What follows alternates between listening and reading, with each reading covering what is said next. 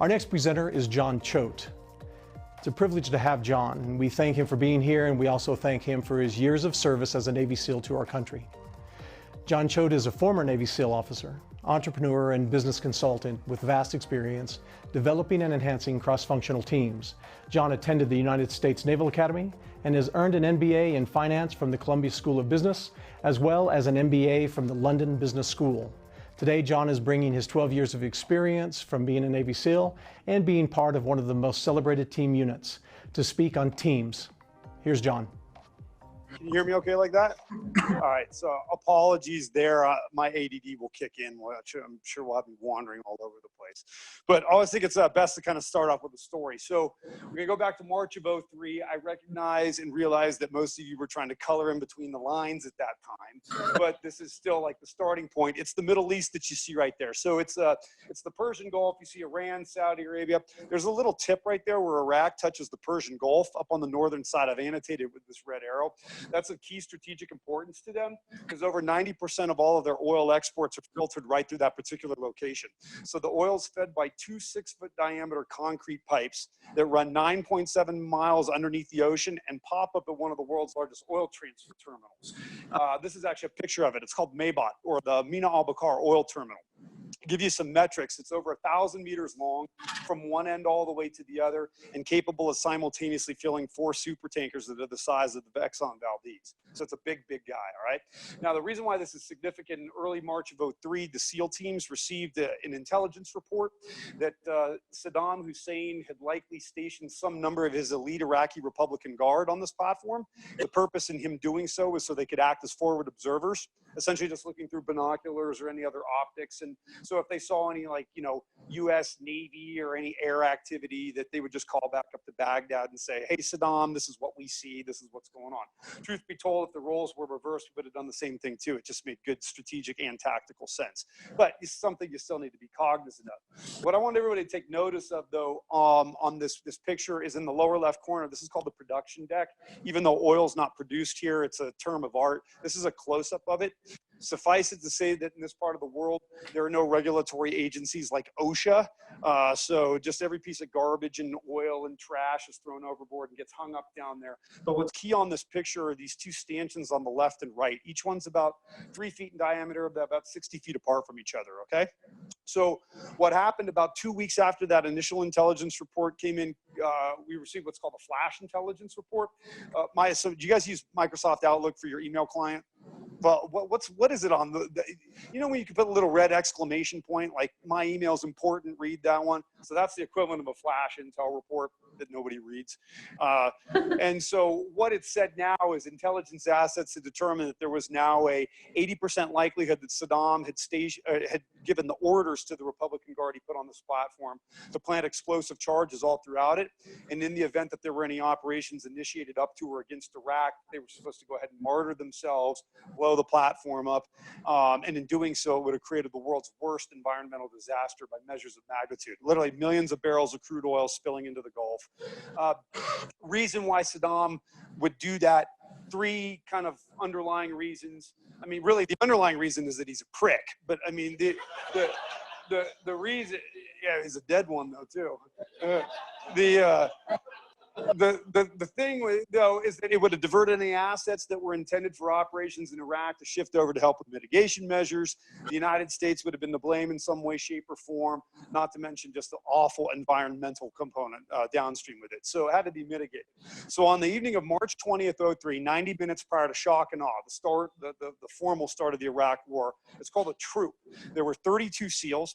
They were 850 meters southwest of the Maybat platform, so, you know, 9 football fields away, and carrying several hundred pounds of gear distributed between them. Those little JPEG images give you an idea of the kit that you're carrying. From left to right, you got quickie saws, battering rams, hooligan tools, acetylene torches, titanium caving ladders, primary, secondary weapons, night vision, satellite radios. So a lot of hefty, kind of weighty stuff. But one discriminator, and that's the fact that they were also 26 feet underwater.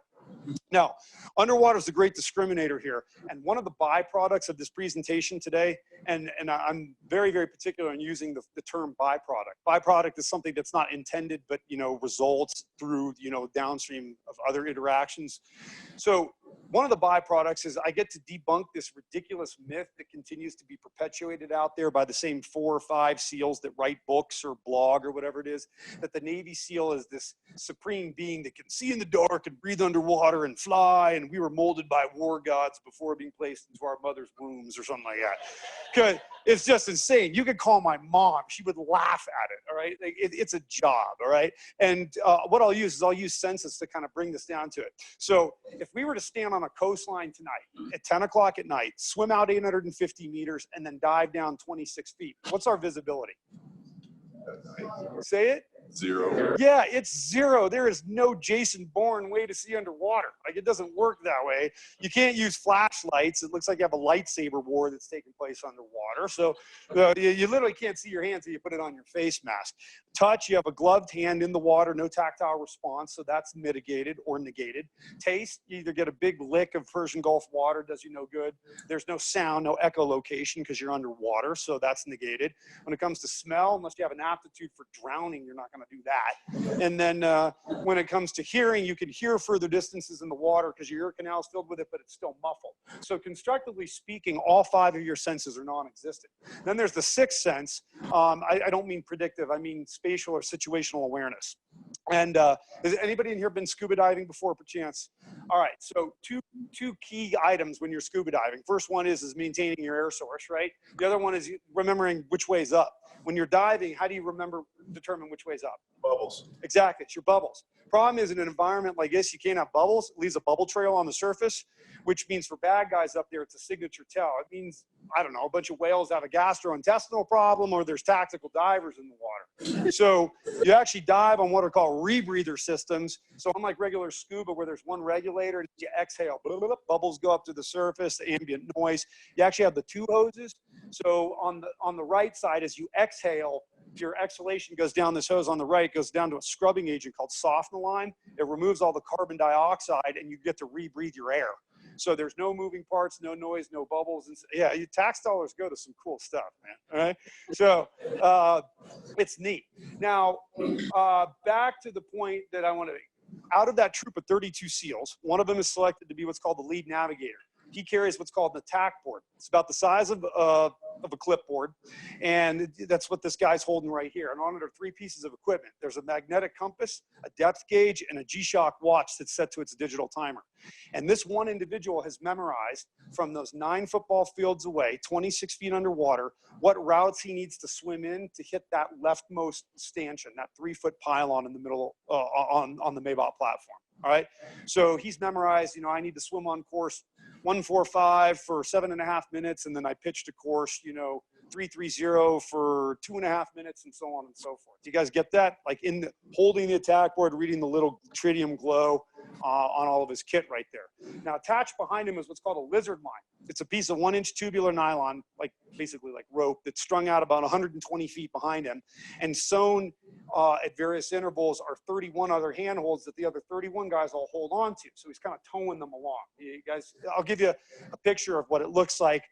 Admittedly, this is like taken in Maui. This is not there, okay? Like all pretty ocean and everything. But you can see the lead navigator with attack board, and then the lizard line that's strung out this way, okay?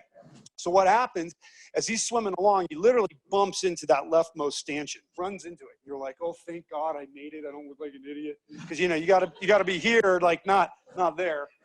And you hold on to it, and then number 2 feels that line collapse, and he bumps into number 1 and immediately sets up to his right. And then 3 comes down and runs into them and is like, oh, we're here. He shuffles past those 2 guys and sets up here. And on down the line till 32 shuffles past all of them, and he sets up in front of that rightmost stanchion. So you guys get the image so far? Now, again, there's no Jason Bourne way to talk underwater. I mean, you have to have an air, but there's no microchip you can put in someone's ear and read their jaw movement or something. So it's very analog. It goes back to touch. You communicate by touch, shoulder, elbow, hand. When 32 is right here, he finds number 31 next to him, and he says, hey, I'm here, and he squeezes his shoulder. And only when 31's got that shoulder squeeze from that guy does he turn to 30 and squeeze his shoulder, and on down the line until number 1 gets that shoulder squeeze. All they're doing is communicating, saying, hey, we're set up on the right flank, so let's start the next iteration. So it's at that point number 1 pulls out of a kit bag he swum in with a cargo strap, a ratchet strap. He wraps it around this stanchion here, tightens it down. Every seal passes right, receives left, till number 32 gets the bitter end. He tightens it around this stanchion over here. So about 20 feet underwater is this nice tight line called a de-rigging line. So it's at that point when you feel it tightened, every seal has kind of like a bungee cord with a carabiner. You clip into it, and then you go through the individual process called de-rigging, which is getting ready for the assault of the platform. Like, you're not going to assault the platform with your fins on. You look like a dork. So, you know, you pop your fins off, and you clip them in. You put out your assault helmet and put it on, and your night vision goggles, and fix it. You know, it's 20 feet under the water now. Can't see anything. Practiced it, rigged it. Okay. When number 1 is done de-rigging and is ostensibly ready to go to the surface, he now squeezes the elbow of number 2. And only when number 2 has received that elbow squeeze from number 1 does he pitch to number 3 and squeeze his elbow and on down the line. You guys still tracking? When 32 gets that elbow squeeze, he knows the rest of the troop is ready. He's like, okay, here we go. Everybody's got your left hand on the buddy to the left of you. And 32 initiates. He's like, here we go. Squeezes it. Everybody passes it very quickly. You head on up to the surface, and hopefully you get something kind of looks like that. That's an administrative picture multiplied by 16. You get the 32 guys, okay? And they hook, climb, take down the platform. Operational outcome. 115 Iraqi Republican Guard captured. Not a single shot was fired. Virtually every single guy was taken by surprise. So by those metrics, that's the perfect operation right there, right? Stealth, quick, move. More significantly, over 400 pounds of explosives were all rigged on the platform with several of the guys carrying remote detonators. Go ahead and light them off.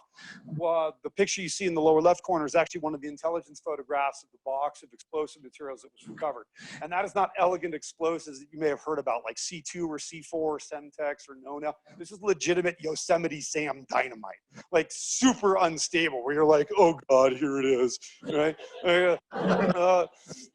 Now, this is what was called a National Command Authority Directed Mission, which means it came right from the President's National Security Council. So President of the United States, Joint Chiefs of Staff, Secretary of Defense, a few other key stakeholders, all sat on the White House Situation Room, and they came to one conclusion. Said, look, nothing is allowed to be green-lighted or initiated in Iraq until such a time as the Maybach platform is secure, because the downstream effects are just way, way too awful across a whole series of metrics. So while the roughly 275,000 U.S. and coalition forces were all waiting, like on ship or on the Udari Range, like, man, when's this thing going to get kicked off? What the heck are we waiting on? All right, this is what they were waiting on. This is what they were waiting on. So first of many questions I have for you throughout this presentation. Out of that troop of 32 SEALs, the one who was the lead navigator, responsibility with the attack board swimming in, getting the whole troop right there, how old do you think that he was? 25. 25, okay. That's always about what the first shot is. Anything else? 35. Okay, this is a good spread. I like it what it is. So he was 19. I know, baby SEAL. There you go. He'd been a SEAL for only 7 months, all right? Like, and he was just particularly great, had an aptitude. And we usually get the same response, same reaction, right? But if we think about it for a moment, prodigies are not common. They're also not uncommon. Right? Somebody that's just great at basketball or golf or running Microsoft Excel regression analytics or blah, blah. You do find them, people that have, they're not uncommon. He happened to be particularly good at underwater navigation. I think the more key data point on all of this, though, is this next one. Also in that troop of 32 SEALs, not the lead navigator, but one of the other 31 guys. His nickname in the SEAL teams was Half-Ass, all right? And I got to give a quick little asterisk background on that. First and foremost, the reason why his nickname is Half-Ass is because contrary to popular belief, you never get a cool nickname. It always sucks, and it's usually for something stupid you've done. Like, nobody gets to be like, call me Maverick. They're like, nah, you're a douchebag. Call me Trapdoor Spider. No, it doesn't work that way, all right? So the reason why his nickname is Half-Ass is because he's literally missing his right buttock cheek, okay? Yeah, I know, we're descriptive, not creative. But what's key is when and where. What happened is his right buttock cheek got blown off in a firefight. He was wearing an RPG rocket on his hip, and he was in a firefight when a bullet round came in and detonated it and blew off his right buttock cheek. And it's half-assed, right? So, but what's key is when and where that firefight took place. That took place in the Mekong Delta in 1973 in a firefight with the Viet Cong during his first deployment overseas with SEAL Team 1. So what's the derivative of that? He was alive and a SEAL operator before the lead navigator on the Maybot mission was even born, which is a natural segue into what is this presentation about today. Other than you didn't get the memo, weeds going into grass and oil platform takedown. First of all, I'm going to take 60 seconds to tell you what it's not about. And it's kind of what I was talking to you a little bit earlier about. It's what I refer to as special operations confounding platitudes. And that is these kind of ideas, these things that are repackaged and they get a seal tried into a green beret flash or something thrown on it as though it's not already known, and they're just so over obvious. But I promise we're not going to talk about things such as these. Like, we're not going to talk about the pursuit of excellence, because the counter position to it is what's confounding. What's the counter position to that? Pursuit of mediocrity. That's exactly right. That's what I got in there, the pursuit of mediocrity. Or this one, we're not going to talk today about the importance of never quit, as opposed to what? Like, quit sometimes? You know, that doesn't work. Other ones out here, exceptional operators, but we all know this. Like, to do anything that's worth anything requires, like, taking ownership of one's decisions, knowledge bases, you know, not this. It comes across like business by Red Bull. And then these other superlatives that are thrown out, like, there's no such thing as bad teams, only bad leaders. No, there are bad leaders and there are bad teams, okay?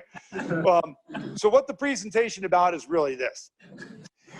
So we've heard about business principles time again. They're thrown to us often. And what they are is that the reason why they're principles is they're like laws of physics. They're industry and vertical agnostic, right? Doesn't matter whether you're in tech, startup, pharma, wealth management, anything else in between. Business principles are always the same. Revenue generation, revenue preservation, fixed cost allocation, so on and so forth ad nauseum, right? Just like business principles are industry and vertical agnostic, so are the principles of optimal teamwork.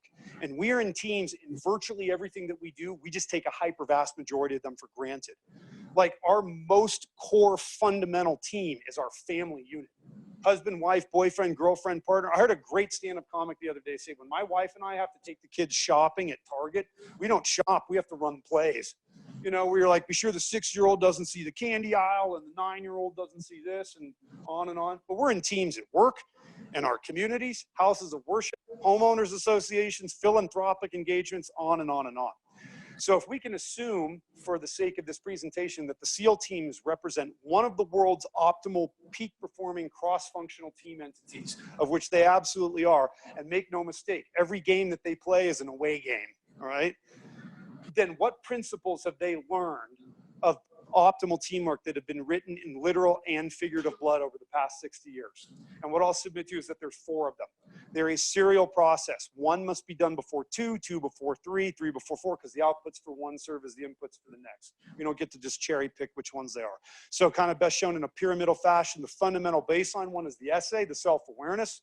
2 is the dynamic communications. 3rd is mission planning, and the 4th is mission practice. So we're going to go ahead and hit on each of these right now. I'm going to start with the essay, with the baseline one, because it is the fundamental and the key building component, okay? To do this, I have to give a background on what's called BUDS. It's basic underwater demolition SEAL training. It's the basic training all SEALs have gone through since formally founded by President Kennedy in January of 1962. These are the numbers for my class. We started with 128 guys, graduated 22. The average passage rate since January of 62 is 17.2%. There's actually a couple classes that graduated no one, which always blows my mind. Imagine what it would be like to be like the last dude in that class by yourself. Just be like, all present, sir. It's awful, man. This sucks. So BUDS is broken down into 3 phases. The first one is probably the most infamous. It's called physical conditioning phase. Your days start at 3:45 in the morning. You're awake until 11 o'clock at night. You run a minimum of 9 miles a day, maximum of 14 through some benevolent medical clause. 1.5-mile ocean swims, log PT, surf torture, boat crew drills. That bell, anybody that's ever quit SEAL training has rung that bell 3 times. Ding, ding, ding. If this is the most infamous of the 3 phases, most notorious of all BUDS training would be week 5, which is called Hell Week. It starts an hour after sundown on Sunday, and you're awake until 1:40 p.m. on Friday. They keep your core body temperature at 97 degrees, so just hypothermic enough that you feel the effects of the cold, not so hypothermic that you're oblivious to it. You are wet 100% of the time, and you consume 10 to 12,000 calories every 24-hour period. Any of your buddies that are SEALs are regaling you with stories of Hell Week. They're all full of it. Nobody remembers anything after sunrise on Tuesday morning, all right? That's actually a picture of me securing from Hell Week right here, because some Stars and Stripes magazine happened to be doing an expose on like the year, the week, the month, the day that we were securing from Hell Week. Anyhow, once you're done with that, then you move on to second phase, which is 7 weeks long. Take dive chemistry, dive physics, drown proofing, water survival, open circuit certification, then your closed circuit, your combat swimmer. You see the Draeger rebreathers, the 2 hoses there. And then when you're done with that, then third phase is 10 weeks long, land warfare and demolition. Small unit tactics, primary, secondary weapons, over the beach operations. For the first time ever, you get to use military-grade explosives, which is awesome. And then when you're done with that, then you move on to graduation. You get your first nicknames in the teams. It's linear and numerical. FNG1, FNG2, FNG3 means effing new guy. Because nobody cares. There's people like, you know, always somebody's been, I've been doing this I was at D-Day 80 years ago. Anyhow, so yeah, I'm in the back row. I'm third one in from the left. Immediately to my right is my Annapolis classmate, Walt Allman, who was just finished up as the Red Team Commander at SEAL Team 6. He was the on-scene commander for the Mersk, Alabama, Captain Phillips, counter-piracy raid and stuff. But you're not done here. Now you go on the follow-on 6 months of training called SQT, SEAL Qualification Training. Cold weather operations in Kodiak, Alaska, long-range maritime operations, close quarter combat, a whole bunch of onesie and twosie awful evolutions. This one I hate in particular. This is called dry suit appreciation. And for the record, you're not wearing your dry suit, it's so you learn to appreciate it. It's awful. And then when you're done with that, then you go to graduation. You get awarded your SEAL Trident. You go check into your SEAL team where you're a brand new guy. Nobody cares, all right? A couple things right here that I think are key. First and foremost is that the team guy is an important aspect on this. Like, what's your name? Dave. Okay, so like if I see you out and about, like, I don't know, bar, hanging out somewhere and stuff, and I think that you're a SEAL, like, I would never be like, hey, are you a SEAL? Like, we would never have that interaction. It's like the terminology SEAL is used for everyone outside of the ecosystem. I would be like, hey, are you a team guy? And if you were, you'd say, yeah, I was a team 3 or 6 or whatever, and so on and so forth. So even by self-definition, it's part and parcel of being a team. It's how our app is written. It's how we sign things to each other as TGs, refer to each other as team guys. Number 2, SEAL, just a point of administrative interest, is often written incorrectly. They write it with lowercase as though it's SEAL, like, or, you know, put a ball on my nose, give you a fish. I mean, it's a neat interplay, but it should be in all capital letters. It's an acronym that stands for sea, air, and land. 3 mediums we operate in and around, and that's what the Trident represents. So Department of the Navy is where the anchor comes from. Sea power component is the Trident and the horizontal. Air is the Eagle, and land is the flintlock pistol and the crossfield. And also because of similarities, most of the times in the teams, it's referred to as your Budweiser. Now, back to the SAPs. When the global war on terrorism started, the Department of the Navy said, man, we need to make more SEALs, but we're not going to change our standards. And they literally have not changed since January of '62. Somebody who went through BUDS week 3, day 3, hour 3 in 1974 is exactly what somebody went through 2 weeks ago. All right. So what they did though is that we need to make more SEALs. We're not going to change the standards. So what they did is they went to a very prominent university's economics department, paid them $3 million, commissioned a study. The study was this: help us figure out what shared characteristics successful BUDS graduates have, so we can tailor our recruiting to people that have those statistics or those characteristics. Kind of the subtext was, if a preponderance of folks have green eyes, let's just go be sure we recruit a lot of green-eyed people, right? So it took them about 4 years to conduct the study of the roughly 12,000 BUDS graduates since January of '62. And then for those of us on active duty, like, or on duty, like the question set, there is no way, unless you worked for a federal entity, that the questions that they asked would ever be allowed by any HR or ER department. I mean, it was like hundreds of questions long, like left-handed or right-handed, left eye dominant or right eye dominant, high school GPA, how many siblings, what religion are you, how much do you drink, model of your first car. I mean, it got like deep, because if you think about it, you're just looking for any type of association, right? I mean, the more data you have, the better your analytics are. So it's a 184-page document. What do you think some of their conclusions were? Say again? Our backgrounds. Yeah, I know what you mean. Like, coming up in a rough spot. I would probably not be testament to that, but yeah, okay, I get it. It's interesting. I hear that. So to the point that we're making, I like the science. This is our tax dollars at work. Here's page 184. It legitimately says inconclusive, like to the point where they like they bronzed that and hung it up there, like in the foyer at work. I'm like, yeah, man, we don't even know who's in here. and anecdotally, I mean, people got the wrong idea. The average height and weight of a seal is 5'9", 167.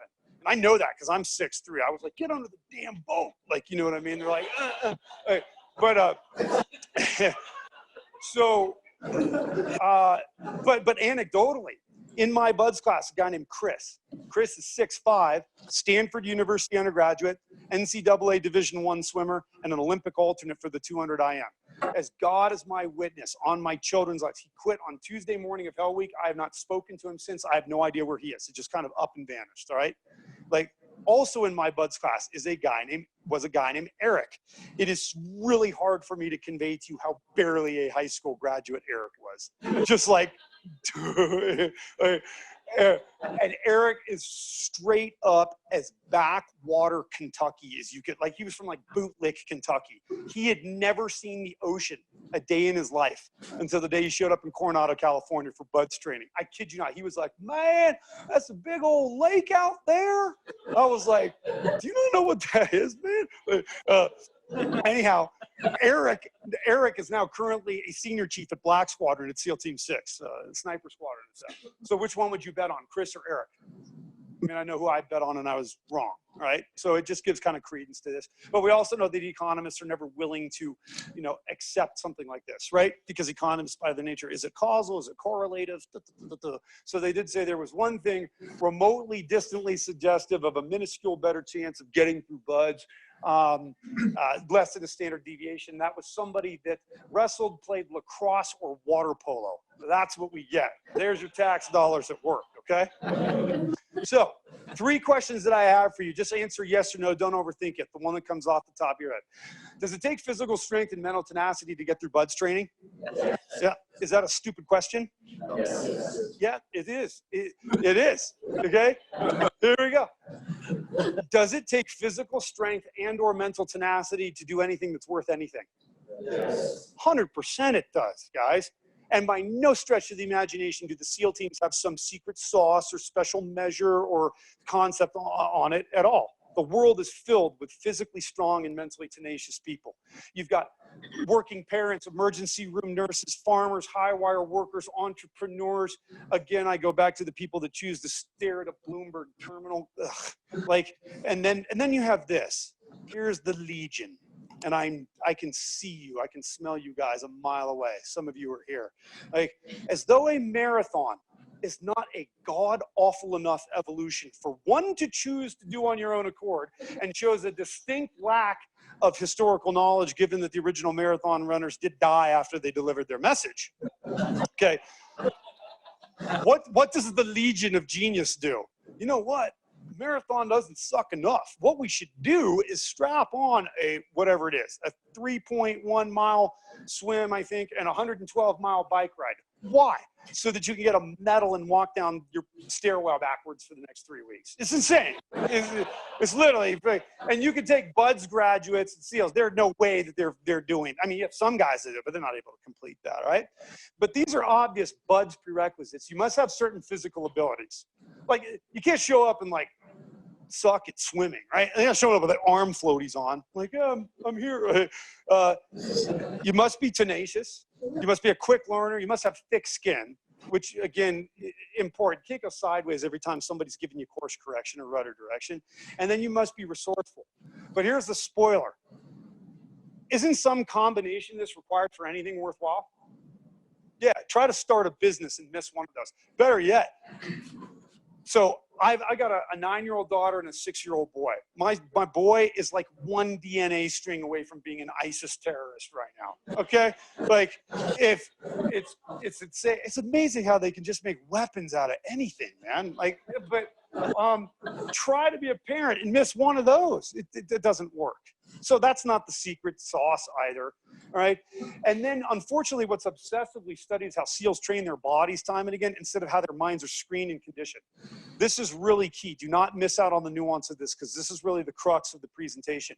If something is screened, it means it already exists. It's not trained or developed, right?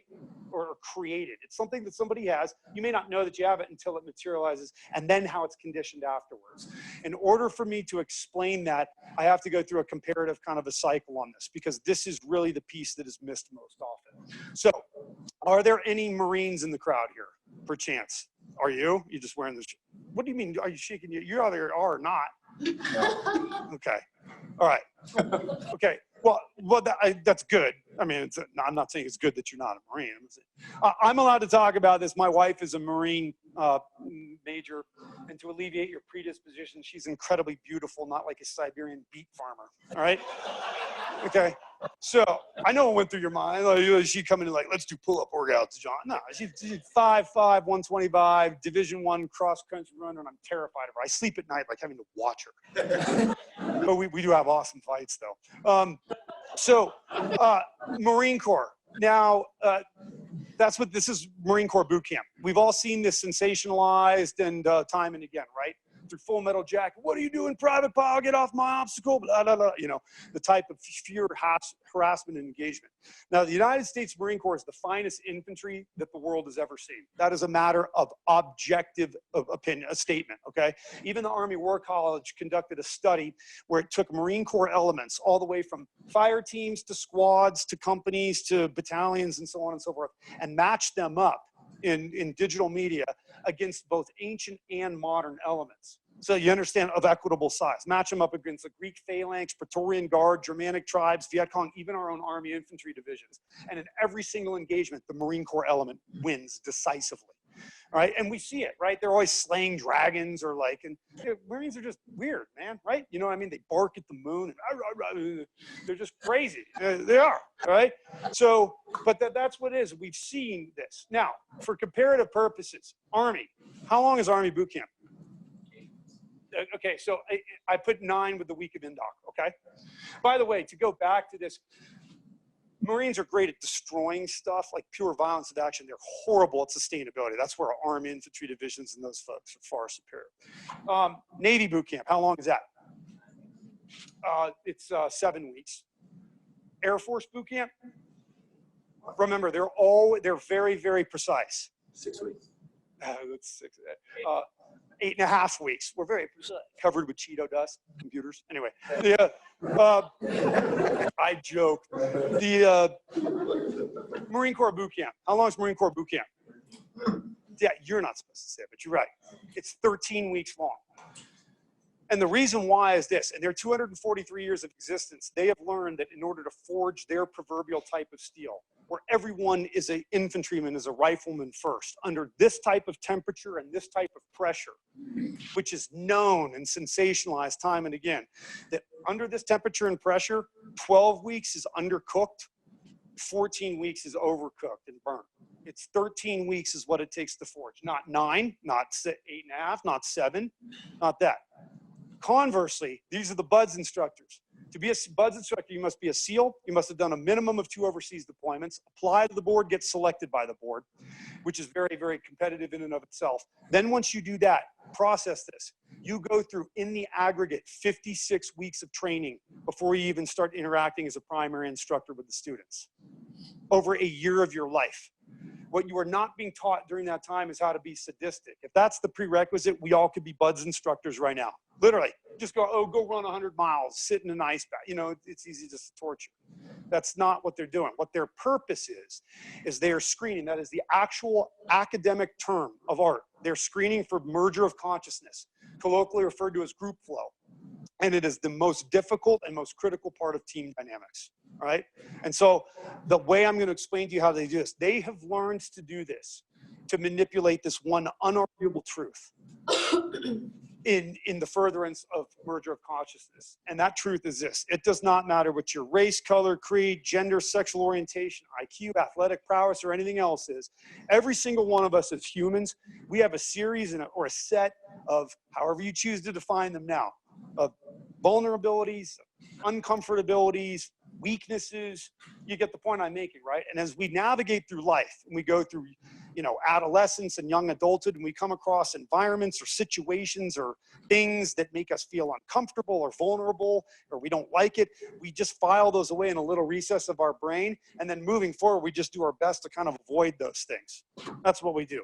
What their job is, and they're absolutely surgical and astute at figuring out, is what your individual set of vulnerabilities and weaknesses are, and yours, and yours, and yours, and yours, and yours, and yours, and yours, and on. And it might take week 1, day 1, hour 3 to find out what yours are, and you might be week 15, day 4, hour 7. But as God is my witness, they will find it out. And when they do, it is like a school of piranha. It is like a never-ending pride. They're like this. They're like, la, la, la. La, la, la, huh? Oh, ah! And it's like, oh, you're afraid of heights? Guess what we got going on today, man? You know, or why do you always keep screwing it? Maybe you're one of the officers and they're criticizing you in front of your troops or something like that. You don't deal well with that, public criticism or something. But that's what they do. This is a non-exhaustive list of what they're looking at, with the tachyophobia, the fear of failing, being the single greatest barrier to success. Can you fail, relace up your boots, and continue on? But they get real. And as you get physically debilitated through all the different requirements, the standards that you're making, it becomes easier for them to pick away at this. And then, like I said, they get very creative. Like, let's say that, like Jake, you don't like the dark, small spaces, needles, spiders, and being naked. They'll be like, ooh. They're like, you're looking a little peaked. We need to give you an IV shot, man. We need you to strip down, get in the shot box. It's dark, and there's a spider in there. You know what I mean? And then people are like, ah! Okay? So when somebody is hammering away at your individual set, ongoing set of vulnerabilities or uncomfortabilities or weaknesses, from before sunrise to after sunset, as you're being physically debilitated, what do on average 4 out of 5 people do? Yeah, they quit. And we've all heard that before in your own respective buds, right? Whether it's football mini camps, whether it's rushing a sorority or fraternity, but you hear the same thing from the quitters. It's the same nuance. It says, oh yeah, it was personal. They had it out for me or something like that. You're missing the nuance. It's not personal. It was personalized. But that's not really what we're talking about. We're also more concerned with what's the 1 out of 5? What's the shared characteristic that they have that couldn't be distilled from the economics department study from the university? And it's simply put, it's this. It doesn't matter whether it's Jocko Willink, Chris Kyle, Marcus Luttrell, myself, anybody else. Everybody has a breaking point, and everybody has broken. Some week 1, day 1, hour 1. Some week 20, day 4, hour 6. Okay. But it's the difference of what you do at that breaking point. So in this thing, like Jay, I'm going to use you as my bud's classmate, okay? Every SEAL has had an identical or nearly identical conversation like this with one of their bud's classmates, all right? Now, admittedly, the way that this conversation goes in real time, there are far more expletives, but I'm going to give you the PG-rated version, okay? But it goes something like this. Jay, I need to talk to you for a sec, man. I don't want to quit, but I'm not sure I can put up with this stuff anymore. Like Instructor Buchanan's grinding on me for underwater knot tying. I'm failing the dive physics exam. My IT band is flaring up and stuff. I don't know what to do. Now, in this interaction that we have right here, I have a handful of questions for you. First and foremost, does he feel strengthened and emboldened? Does he? Yeah. No, I like you. Who said yes? Yeah, exactly. Yes, he does. That's not schadenfreude. He's not taking pleasure in my pain. It's just kind of like he's seeing a vulnerability first, all right? So make no mistake, he does feel strengthened and emboldened. But if he has merger of cautiousness, if he has the DNA strain to be a good team guy, tell me how he responds to me. What does he say? You got this. Tell me. What would you tell me if I said that to you? Me too. Yeah, that's one. What else did you say? Give me another example. Hey, man, don't let those mean guys live in your head rent free. Yeah, it kind of goes something like that. Let me help you. Yeah, hey, yeah, that's what they're trying to do. I've got your back. I can help you out on this. Do not let them. That's what they're trying to get you to do, so on and so forth. And all of a sudden, I feel relieved. Wow, you didn't judge me because I didn't meet some Christ-like figure or Rambo. I ain't got time to bleed. You know what I mean? Like something like you didn't judge me for that type of a thing. Like, oh, that's all of a sudden I feel relieved, right? I now got a kickstand and a support structure. But equally important, now what have I done for him? Now open the door for him to do what? Same thing. Hey, man, since we're on the topic, I've got these issues with these things going out here. And then how do I respond to them? Yeah, I can help you out with that. And we got that. And it's no problem. We'll all be good to go. And we naturally become, in the SEAL teams, what are called swim buddies. The commercial parlance is partners, right? And we become swim buddies. And we are never more than 6 feet from each other the entire Buds run. And then it moves on to boat crews. And then it moves on to classes and so on and so forth. And that's why Buds is 26 weeks long. Not 14, not 7.5, not 8. And then at the end of 26 weeks, then you have 26 weeks of actual tactical training before you go check into a SEAL team, because you don't learn anything in Buds other than the development of merger of consciousness. Now, there is an asterisk. You can't form up swim buddies. Like we both can't share like the same set of vulnerabilities and weaknesses, right? Y'all said, like, we can't both be afraid of heights and be like, we're not jumping. Like, you know what I mean? They're like, get out of the helo, okay? Like, you can't both suck at swimming or whatever else. So that's what it is. So what are they doing when they're talking about this? This is really what the statement that they're making within naval special warfare. We expect you to meet high standards. They're not impossible, but they're high, okay? If they were impossible, nobody would exist. Equally important, we expect you to know yourself and share yourself. And the reason why is because of the ever-presence of Murphy's Law. And that is this, that little vulnerability, that weakness, that thing that you're hiding from yourself, given Murphy's Law, it will materialize at the least opportune time and somebody is going to die. And that is not sufficient enough to feather your ego. That is what the statement is. So when people say, oh, Buds is the most difficult military training in the world, it's like push-ups and pull-ups and running and everything. People do that all day long. Go to CrossFit gyms or the Legion. Like, oh, let's go run an ultra marathon through Death Valley. Sounds like a great idea. Like, you know what I mean? That's not what it is. It's just forcing you to do the single most unnatural thing that you can do as a human. And that is to display and to show vulnerability and uncomfortabilities. I challenge the gray matter in this room right now. Provide me one single example where displaying or sharing vulnerability is your first order iteration ever. Doesn't matter if we believe in God, Yahweh, intelligence, design, or anything else. Nature abhors it. It's the reason why I'm a camouflage, right? I'm a leafy bug, not a protein snack. Even predators have to cover themselves that way. So to bring it to an academic component, this is the Johari square that they look at. You have what's known to self, unknown to self, known to others, and unknown to others. You guys all know Johari square, right? So if it's known to the individual and known to others, like it's called public knowledge. Hey, I'm John. I hate sharks, terrified of them. Great.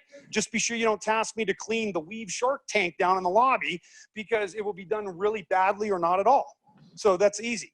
These are called blind spots. It's what's unknown to the individual, but known to the rest of his or her team. They're generally humorous, not because the underlying vulnerability or weakness is necessarily funny. It's funny in as much as that the individual is totally unaware of their shortcoming, but at least it can be hedged against. You want to know where I see this a lot in the commercial place?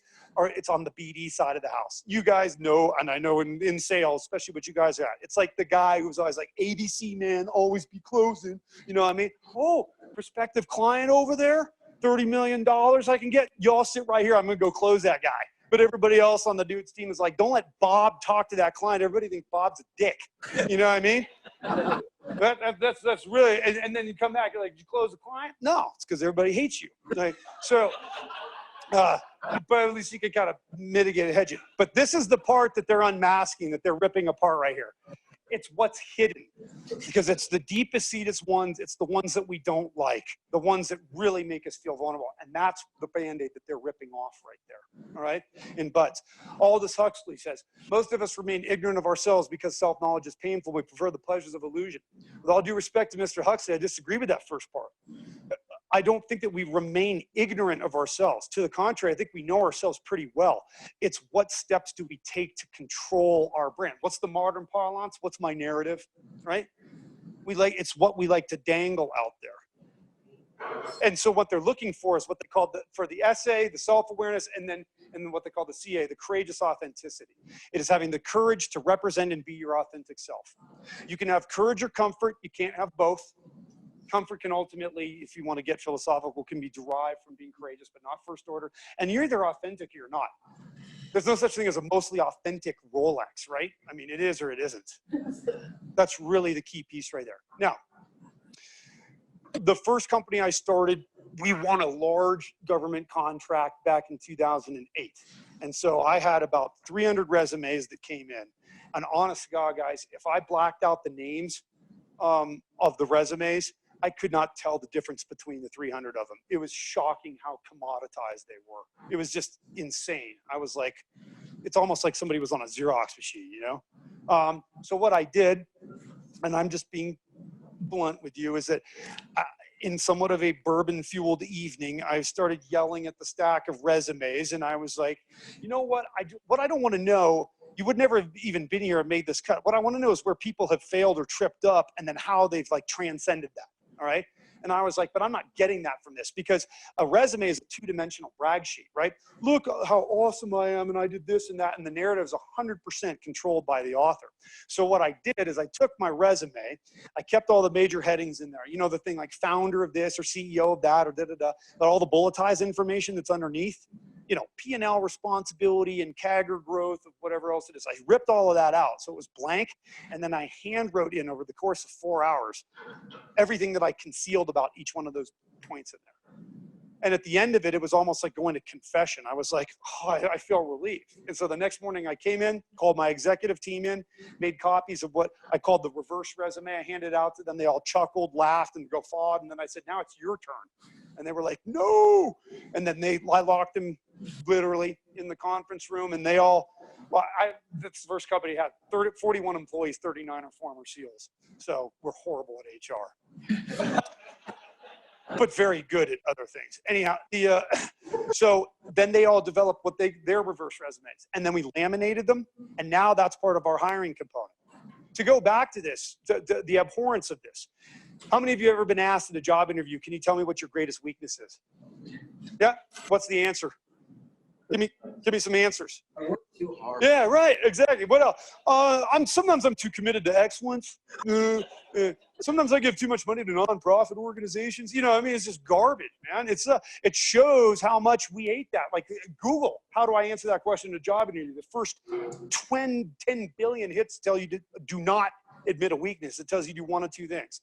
Either take a strength and thinly veil it as a weakness, or what's the newer alternative, talk about how something went terribly wrong, but the brilliance of your corrective action in getting it right back on track, right? The problem is that if you're asking me that question in a job interview, you're not really generally asking what the granular weakness is. The root cause of the question is can I be frank with you? And I poison it when I say, oh, sometimes I'm just too committed to establishing a perfect work-life balance. This is death. It's just white noise out there, right? So as we came up with these reverse resumes, that's what we do for all of the employees coming in. We're just like, here you go. And it's the entire executive team.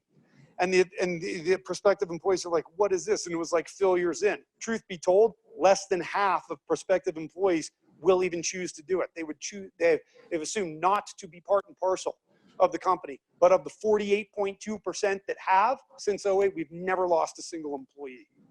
I'll give you an example of the reverse resume, which is I suggest doing your own at some point in time in your copious free time. Now listen, I use undergraduate because instead of going into nuances of my industries that may be lost, college resonates with everyone and they get it. So here's my resume, undergraduate piece, the way everybody sees it on LinkedIn and wherever else. So I went to the Naval Academy, Bachelor of Science in History, Hunting Memorial Honor Scholar through the Naval Academy Foundation, NCAA Division I water polo team, and one of 16 selectees of 104 candidates for SEAL training. Sound like a decent undergraduate resume? I think it sounds pretty darn good, all right?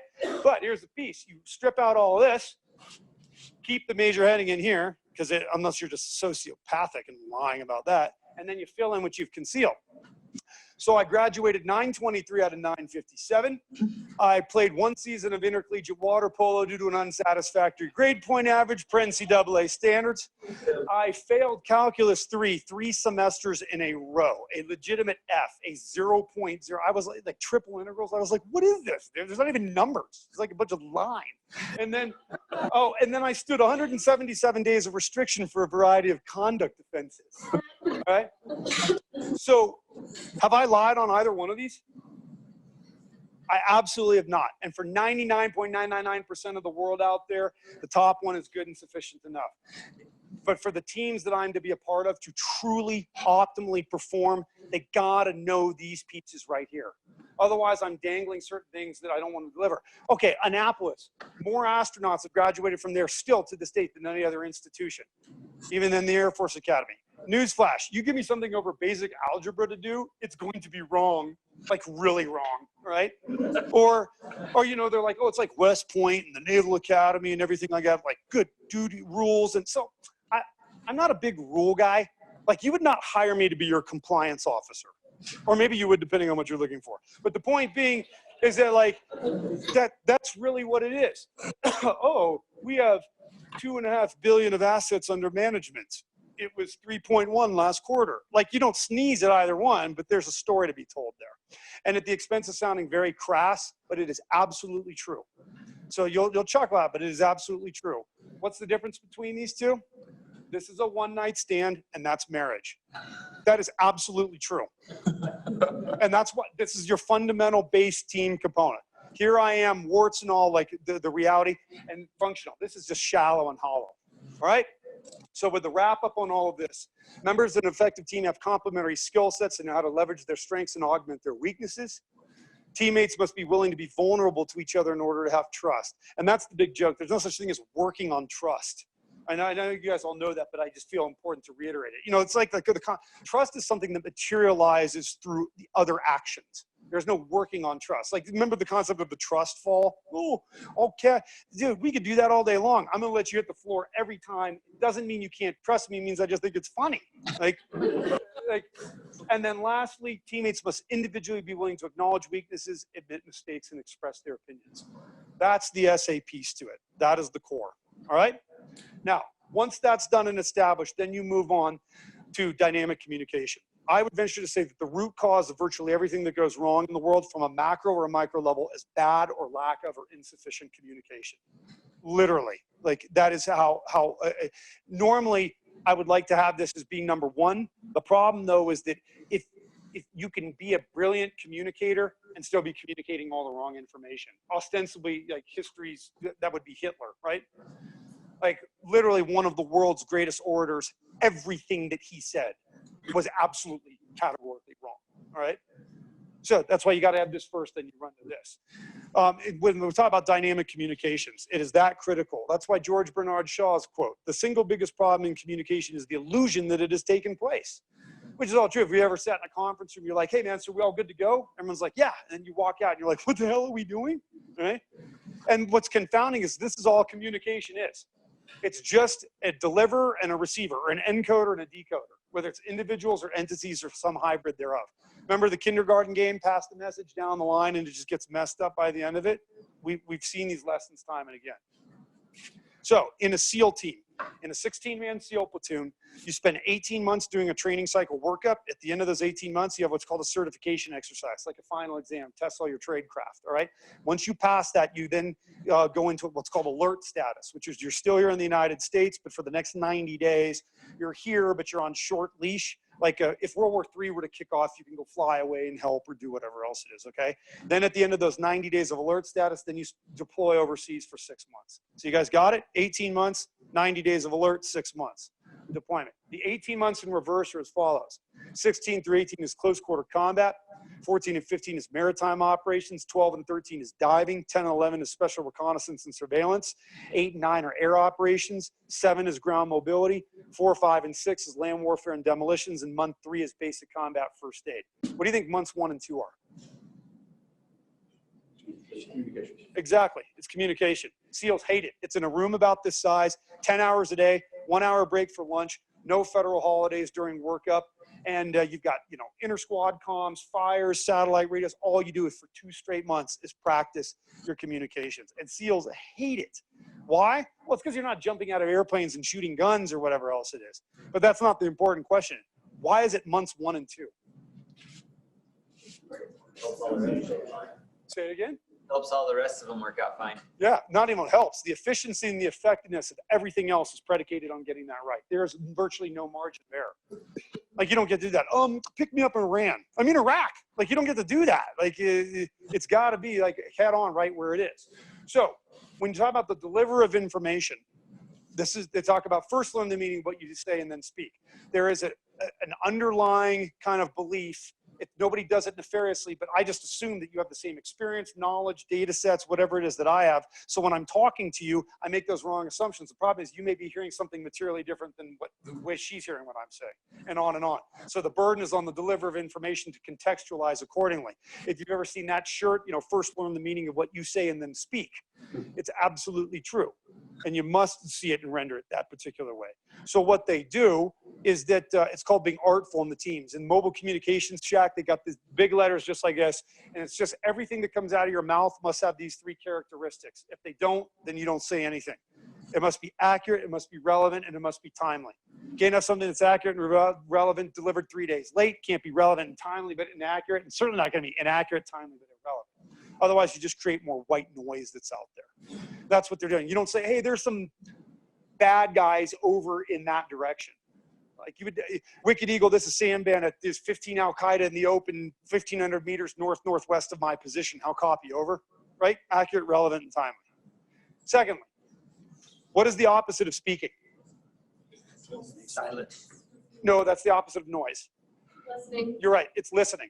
Now, Journal of Psychology came out, specifically said in the United States, not in North America, in the US specifically, in the past decade, the opposite of speaking has devolved into something else. Anybody want to venture a guess as to what it's become? Say again? That's a kind of a derivative of it. It's become waiting. And there's 2 forks to it, which the concept of the smile and nod. So when you're speaking, I'm like, yeah, I'm going through the motions as though I'm listening, but I'm really not listening. I'm waiting. Just be quiet. So, because I got to go check email or pick up the kids or whatever else it is, all right? The other thing is, it takes the average American 7 seconds from the moment that you start speaking that I've already developed what my response or retort or input is going to be. I'm just waiting for your lungs to run out of air so I can jump in and be like, yeah, but. And that's the reason why we just get so over communicated, as though Viber, WhatsApp, Facebook chat, text message, Twitter, and everything else. We just create more mediums because we shout louder because nobody's really listening. So in the mobile comm shack, you guys know your 2-handed radios, push-to-talk radios. So if you have a radio and you key up and you start talking, what happens if he keys up and start talking? It steps on you. Well, that's everybody. Just all of a sudden, you got to do this. So from the recipient, they have this huge emoji picture up there in the mobile comms team with the teaser line that's put underneath on the radios, and it says that, remember, listen and silent are spelled with the same letters. All right. And their takeaway from that is that teammates must listen actively and empathetically to each other, seeking first to understand. To truly, like, Armageddon does not ensue when they're done speaking. You will have an opportunity to respond. But in the interim, try to empathize and understand. If you could do that, change that by 1%. Think about that, like with your partner, your family unit. You'd be shocked at how much more efficient and effective your communication is. These are processes have to be instituted, like standardized templates, so different offices, different teams can see things everywhere. And then you use your assessment tools to assist teammates, whether that's your 360 assessments, Colby, all of those types of things, because people make wrong assumptions. Oh no, she liked it when I deliver information that way, unless you ask her and find out.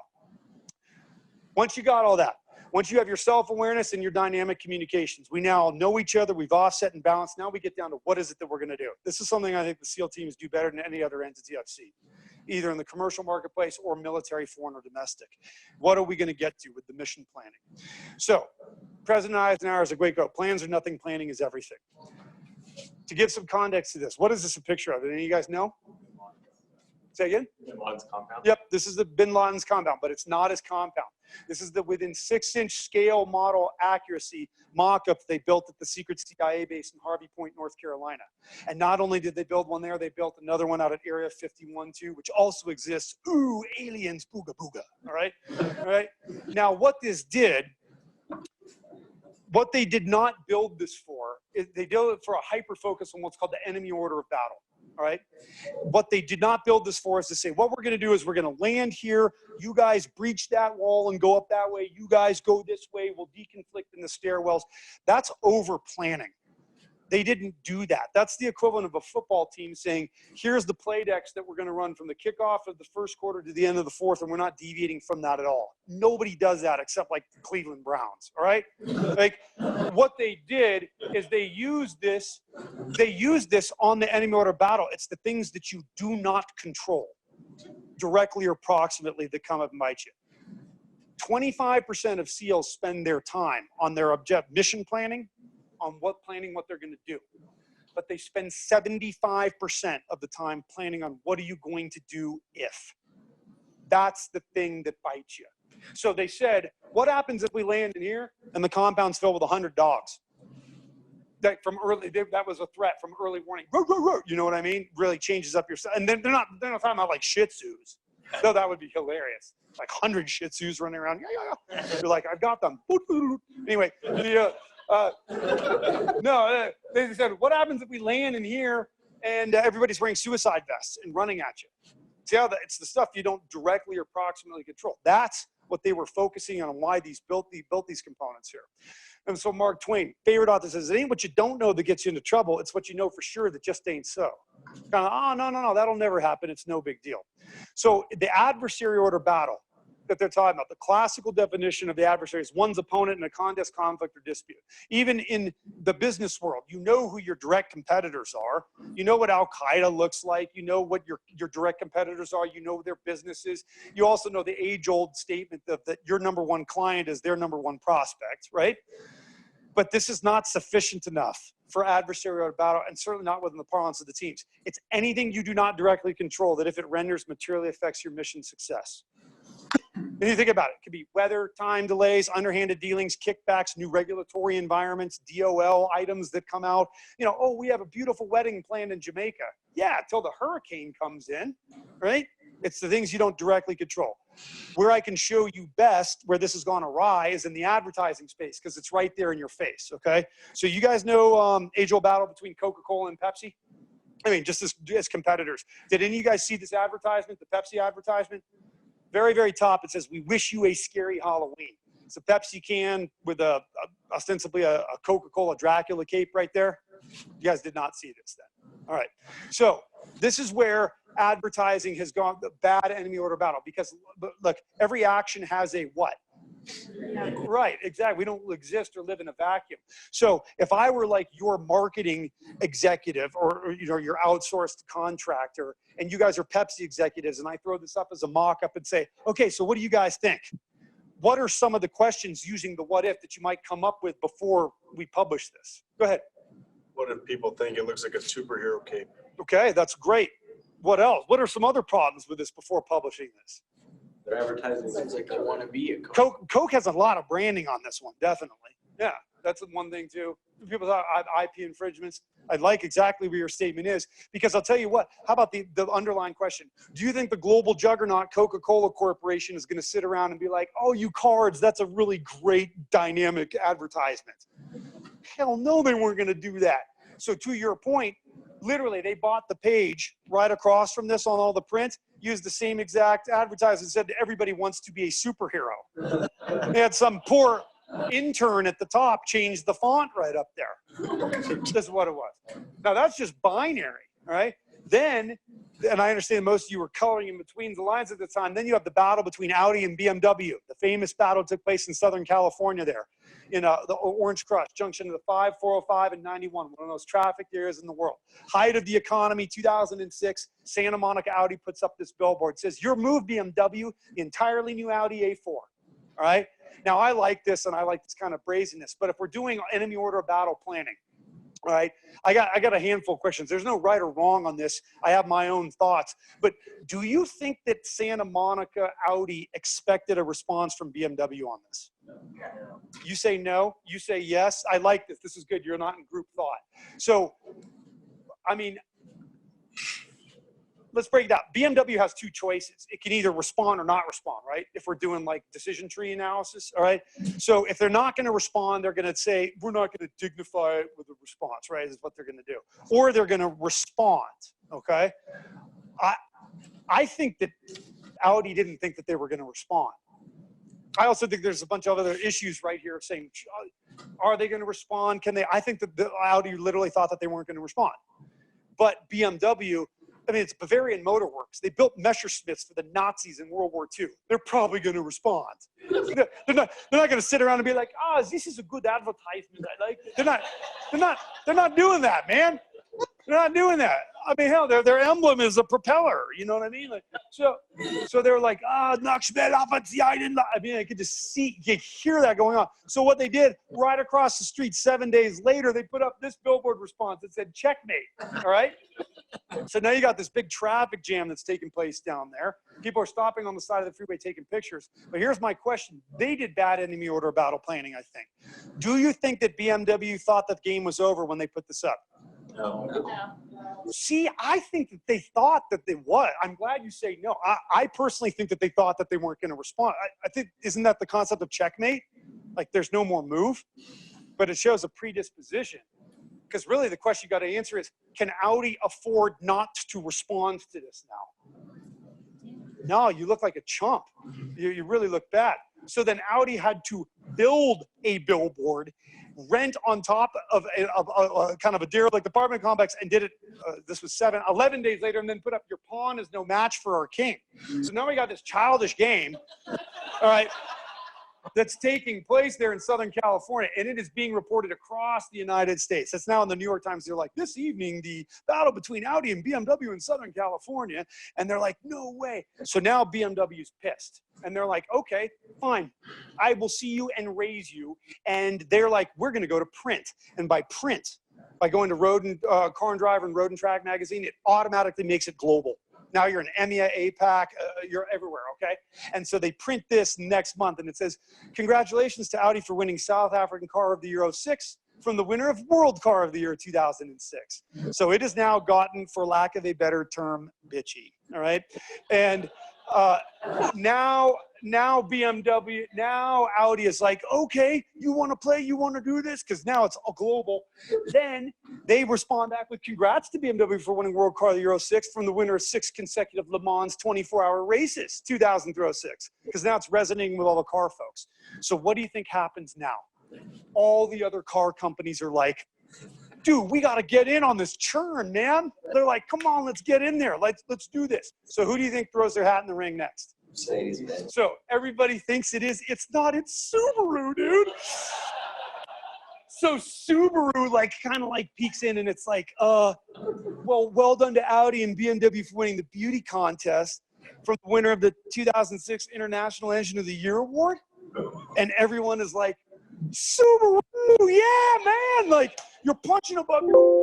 You go back and see their sales climb and spike, and then Subaru's like, yeah, we did it. So now what happens? All the other car companies are like, they're like, Subaru? They're like, you let Subaru eke in there? They're like, you better get in there and tap in. So it's several other iterations. So next one that jumps in is Saleen. Saleen publishes this, says, congratulations to Audi, BMW, and that blue car for doing so well. In whatever class it is, you kids seem to be trying so hard, and it's adorable. All right. And then it ends ostensibly with the apex, which would be Bentley, where the CEO of Bentley is like, Jeeves, come here. I've had enough of this, blah, blah, blah. And he was like, I need you to take out a full-page advertisement in the Rob Report magazine. So he does, and the advertisement is the Bentley CEO sitting on a Naugahyde leather couch with the Bentley logo, giving everyone the middle finger. That is a far cry from what Santa Monica Audi thought was going to be like the flashpoint in the street. Churn. The point being, it's not about just what you're going to do. We're going to go out there and run these plays, and we're going to win everything and stuff. It's the stuff you don't directly or proximately control, and your ability to predict it. Because life is chess. It's not checkers, and your ability to predict 5-7 moves in advance is the one that will let you transcend time and time again. Lastly, you must practice. Doesn't make perfect, just reduces the imperfections. The training practice conundrum. For most organizations, training / practice is interchangeable as one of these three things. It's either a necessary evil endured by new hires, it's a perk reserved for executives or high potentials, or it is a compliance item that nobody really listens to or derives any real knowledge from. But come crunch time, and this is the real difficult part, it's also the first so-called expense that is cut. But here is why this is so bad and so awful, is that you've all heard the phrase, like, under pressure, people rise to the occasion. I'm not here to sound like a negative ninja, but I'm here to tell you in no uncertain terms, under pressure, people do not rise to the occasion. They don't. But what all people do under pressure is they do compress to the level of their training. You could take a trauma surgeon and a family general practitioner. They really cannot swamp into each other's jobs. They're both board certified lettered MDs, all right? It's about stress inoculation. You must practice and you must train.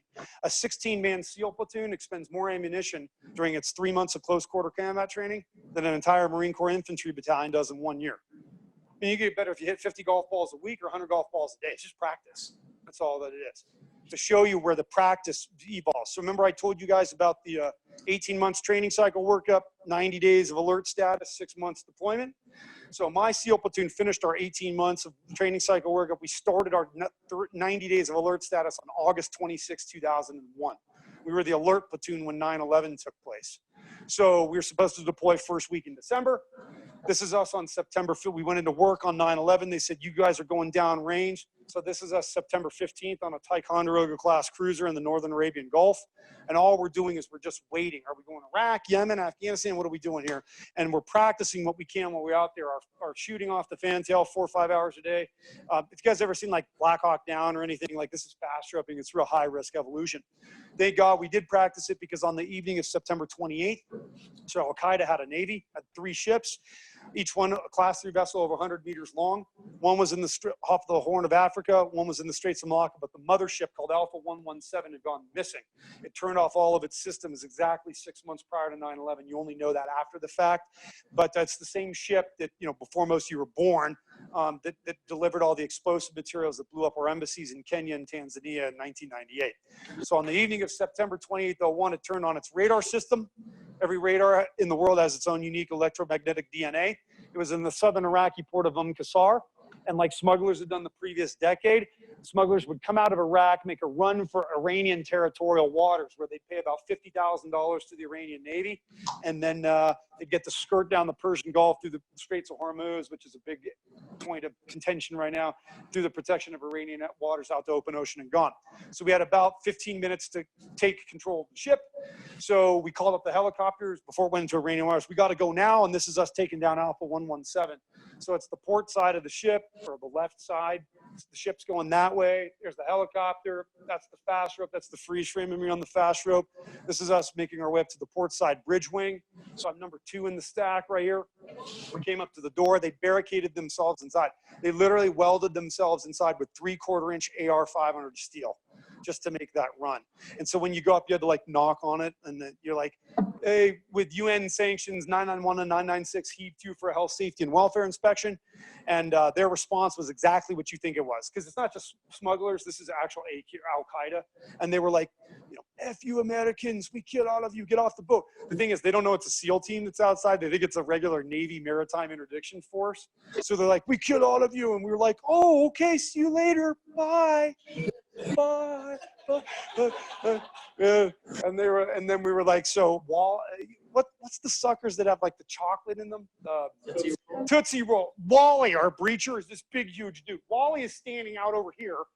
Like, he always on his cargo pocket has this big, like, always had Tootsie Pops. Wally's got almost 300 pounds, all right? And so Wally just like eating his sucker, and we're like, Wally. And he's like, oh, dude. He's like, dun, dun, dun, dun. And he's our breacher. And he walked up, and they're just yelling, ah, your towers, we kill all of you. And he's just putting these strip charges on the thing. Anyway, so little pigs. And they lost. That's us going inside. Anyhow, but huge intelligence. It's how rapidly your practice will evolve or devolve into execution, okay? So the mission practice wrapped up is that, look, we practice a lot, right? Our singing, our guitar, our music, our barbecuing, cooking, sports, whatever else it is. How often do you practice your business engagements and interactions to make those incremental improvements? And our business interactions allow us to do these things. Practice, training. Last tangentials, you must have a sense of humor. it's life. Life is awesome. Even in tragic situations, it's still a blessing. 2, physical fitness and nutrition, garbage in, garbage out. Eat well, live longer, be around longer. And above all, flexibility. Nothing will ever go the way that you expect it to. If you think it has, I promise you, you're missing an angle somewhere. This was supposed to be, you could see me being very serious. This is in Kandahar. We were supposed to walk into a room, not supposed to be any bad guys there. We were just going to pick up intelligence. Problem is that as we walked into the room, we were being lazy.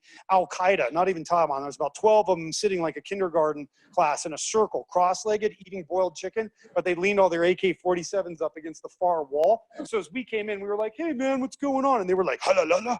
And we were like, ah! It became this big MMA smackdown, but they lost because that's them in the black hoods. And then you can see that's Chris Cassidy, the other officer in the platoon, who's now a NASA astronaut, huge underachiever. So the last 240 seconds that I have for you is this. This is the mission that my SEAL platoon was awarded the Presidential Unit Citation by the President of the United States for. I'm going to present it to you exactly that would if I was your task unit commander and you're the assaulters, okay? Like being artful, I'm giving it to you exactly the way that we did it, all right? So you ready? Okay, can everybody see basically right split down the middle right here horizontally? It looks like it's darker below and lighter above. That's because it's 2 satellite photos stitched together. This is Pakistan and this is Afghanistan. The cardinal directions are north, south, east, and west. So normally it'd be clocked 90 degrees counterclockwise. Can't do it like on this type of a layout. Some of the metrics, it's 3 kilometers from one end of the green dotted line to the other. The lowest point in elevation is T2. It's 11,100 feet in vertical height, and the daytime temperature is 26 degrees Fahrenheit. The problem is that Al-Qaeda operatives are making a run for the safety of Pakistan. It's kind of like bank robbers going to Mexico, you know. So what they're doing, hidden up in the mountains up here, are smugglers' caches. They're little boxes in the ground that are filled with 4 pieces of kit. There's a change of clothes, a fake passport, a gun, and some money. So you guys get kind of the idea of what they're doing? What they're doing is some guy's running up here, digging up one of those boxes, and then changing out with a fake ID and everything, and then melting across the border into Pakistan. There was no way we could go find all these little smuggler boxes. So, and what was happening is that as they were being depleted, some Al-Qaeda guy would come down here in this valley, grab resupplies, go back on up and refill the vending machine for the next guy coming through. So the intelligence says in this valley are 10 to 15, what they referred to as davits, 3 feet high, dug back 10 feet. They're just resupply lockers. One of them's filled with fake passports, one with money, one with guns, and one with a change of clothes. And so our job was to land here, foot patrol up. If we saw those, called BIP them, blowing in place, all right, and then get picked up here. 75 minutes from insertion to extraction. Well, wear your Oakley assault boots, no back body armor plates, just your M4 guns. We're not wearing big rucksacks and going in for a long time, and so we can move quickly and dynamically. So that makes sense? All right, so what we did is we landed here, got up around this turn. All the bosses were like, what do you see, what's down there? And in typical way, it wasn't friggin' 10 to 15 davits. We came across the largest cave system since the Vietnam War. This next slide is the one I actually sent on the Panasonic Toughbook computer via satellite back to all the guys. And there were 43 distinct entrances. This only shows 5 of them. And you can see, like, this is 31 meters. And then 67 meters and everything. And then they send the picture for context. They did it up on the cover of U.S. News and World Report. It's Chris Cassidy in the mouth of one of them. Those are those respective entrances there.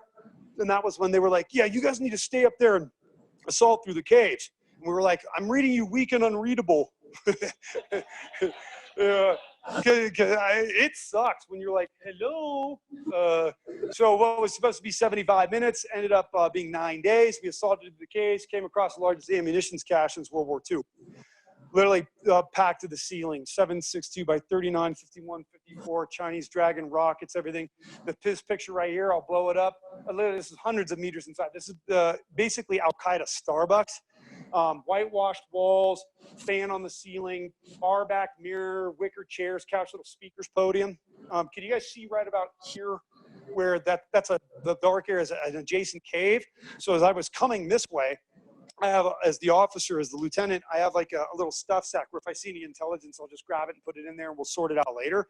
So as I was coming this way, that green curio cabinet right here hadn't been opened. And I was like, ah. So I walked up to it, be sure it wasn't booby trapped, open it up, and inside was Al-Qaeda's tea set. Like really cool. And I was like, no way. I was like,